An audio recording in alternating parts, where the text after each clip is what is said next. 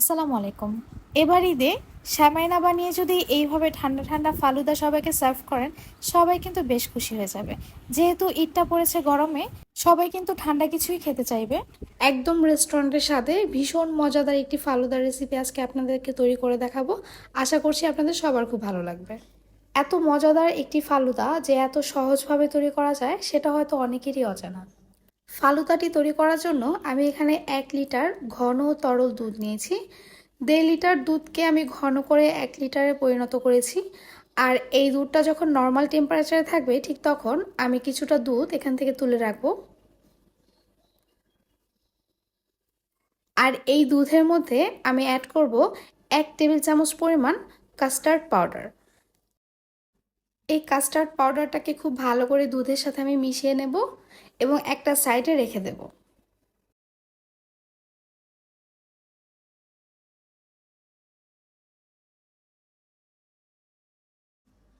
এখন এই দুধে আমি অ্যাড করব 1/2 কাপ পরিমাণ কনডেন্সড মিল্ক। কনডেন্সড মিল্কটা দেওয়ার পর খুব ভালো করে দুধের সাথে এটাকে মিশিয়ে নেব আর তারপর চুলার আঁচটা আমি ধরিয়ে দেব। এখন এই দুধটাকে আমি জাল করে নেব যতক্ষণ না পর্যন্ত এই দুধ থেকে একটা ঘন দুধের স্মেল বের হয়ে আসে আর দুধটা একটু ঘন হয়ে আসে।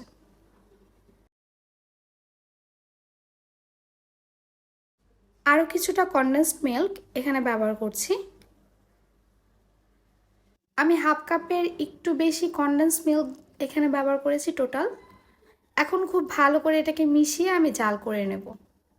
চুলার আঁচটা মিডিয়ামে রাখতে হবে যাতে করে দুধটা পুড়ে না যায়। আমার এই রেসিপিগুলো যদি আপনাদের ভালো লেগে থাকে তাহলে প্লিজ আমার চ্যানেলটি সাবস্ক্রাইব করে যাবেন এবং লাইক শেয়ার কমেন্ট করে আমার পাশে থাকবেন। দুধটা জাল করার এক পর্যায়ে যখন দেখবেন দুধ থেকে ঘন দুধের একটা স্মেল বের হয়ে আসছে, খিরসা টাইপের একটা স্মেল বের হয়ে আসছে, ঠিক তখন এখানে অ্যাড করতে হবে সেই যে কাস্টার্ড পাউডার গুলিয়ে রেখেছিলাম দুধের মধ্যে সেটা।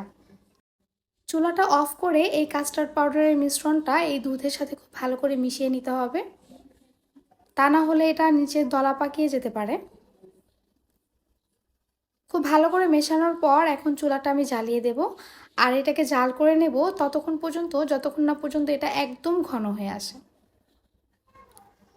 এই পর্যায়ে আপনারা মিষ্টিটা একটু দেখে নেবেন, যদি মনে হয় এখানে আর একটু মিষ্টির দরকার সেক্ষেত্রে আর একটু কনডেন্সড মিল্ক অথবা চিনি ব্যবহার করতে পারেন। তবে আমি বলবো কনডেন্সড মিল্ক দিয়ে এই দুধের খিসাটা তৈরি করাই সবচেয়ে বেশি ভালো হয়। এই দুধটা একদম ঘন হয়ে এসেছে আর এখন আমি চুলাটা অফ করে এটাকে নর্মাল টেম্পারেচারে নিয়ে আসবো। দুধটাকে নর্মাল টেম্পারেচারে আনার পর দেখতেই পারছেন এটা কি পরিমাণ ঘন হয়ে এসেছে। এখন এটাকে আমি নর্মাল ফ্রিজে 2 থেকে 3 ঘন্টার মতো রেখে দেব, এতে করে এটার থিকনেসটা আরও বেড়ে যাবে আর এটা একটু ঠান্ডাও হয়ে আসবে। 2 থেকে 3 ঘন্টা পর আমি সেই দুধের খিসাটাকে ফ্রিজ থেকে বের করে নিয়েছি আর এখন এটাকে একটা বাটিতে ঢেলে নেব। এই খিসাটার কালারই কিন্তু বলে দিচ্ছে এটা খেতে কতটা মজা হয়েছে। আমি হয়তো আপনাদেরকে বলে বোঝাতে পারবো না, তবে আপনারা যখন এটা বাসায় তৈরি করবেন তখন বুঝবেন এটা কতটা টেস্টি। এখন এই খিসার মধ্যে আমি অ্যাড করব আঙুর। আমি কিছু আঙুর কুচি করে রেখেছি এবং কিছু কলাও কুচি করে রেখেছি। আপনারা চাইলে আরও বিভিন্ন ধরনের ফল ব্যবহার করতে পারেন, যেমন আপেলটাও এখানে ব্যবহার করা যায়, তবে আপেলটা আমি পার্সোনালি লাইক করি না, এই জন্য আর এখানে অ্যাড করলাম না। কিছু কালো কিশমিশ অ্যাড করছি এবং কিছু বেদানার দানাও এখানে অ্যাড করছি। এখন এই ফলগুলোকে খুব ভালো করে এই দুধের খিসার মধ্যে মিশিয়ে নেব।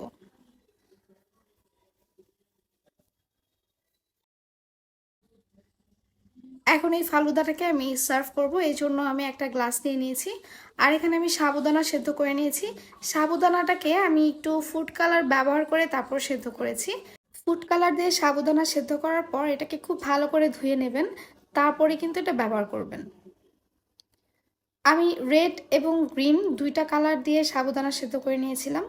এখন দুইটা দেওয়ার পর আমি যে খিসার মধ্যে ফল মিশিয়ে রেখেছিলাম সেই খিসাটাকে এখানে দিয়ে দেব। একদম ঘরোয়া উপায়ে তৈরি করেছি আজকে এই ফালুদাটা, তবে এটা খেতে হয়েছে ভীষণ মজা। এখন এখানে দিয়ে দেবো সেদ্ধ করে রাখা নুডলস।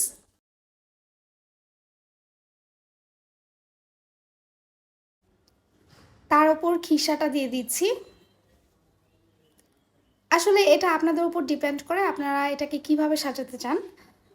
আমি আমার মতো করে এটাকে সাজিয়ে নিয়েছি। ফালুদাটাকে একটু সুন্দর দেখানোর জন্য আমি এখানে আরও কিছু সাবুদানা উপরে দিয়ে দিচ্ছি, কিছু ফলও এখানে দিয়ে দিচ্ছি। একইভাবে আমি আরেকটা গ্লাসও সাজিয়ে নিচ্ছি।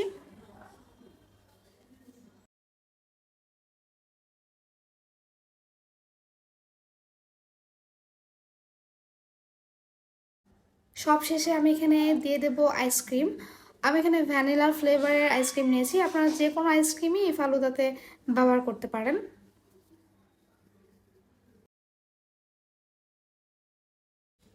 এবং সবশেষে আমি এখানে কিছু ফল আর বাদাম কুচি ব্যবহার করছি। আমার ফালুদাটা তৈরি হয়ে গিয়েছে, দেখতেই পাচ্ছেন এটা দেখতে কতটা আকর্ষণীয় লাগছে, আর খেতেও কিন্তু খুবই মজা হয়েছে। এবার ঈদে এই রেসিপিটি অবশ্যই ট্রাই করবেন।